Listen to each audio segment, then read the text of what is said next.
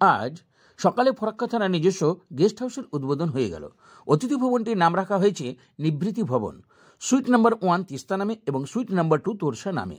উত্তরবঙ্গের দুই নদীর নামে নাম রাখা হলো অতিথি ভবনের সুসজ্জিত ভিভিআইপি ঘরগুলির নাম।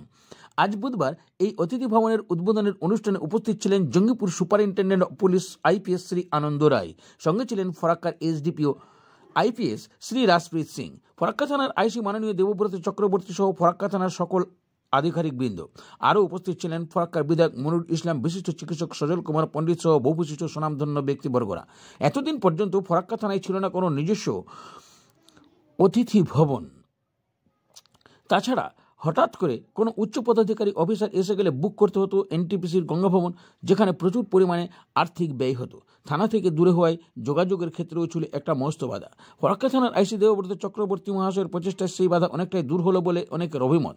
থানা সংলগ্ন এলাকায় এই ভবনটি নির্মাণ হওয়ায় অনেকটাই ফরাক্কা পুলিশ প্রশাসনের পক্ষে আগত অতিথিদের সেবা করা অনেকটাই সুবিধাজনক হলো বলে তথ্যবিজ্ঞ মহলের অভিমত। বহু প্রতীক্ষিত অতিথি ভবনের উদ্বোধন হওয়ায় অনেকটাই আশা পূর্ণ হলো ফরাক্কা পুলিশ প্রশাসনের।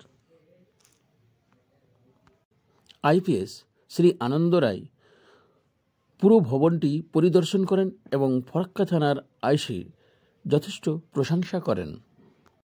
এখন দেখতে থাকুন ভিভিআইপি ঘরটির কি সুন্দরভাবে সুসজ্জিত করা হয়েছে।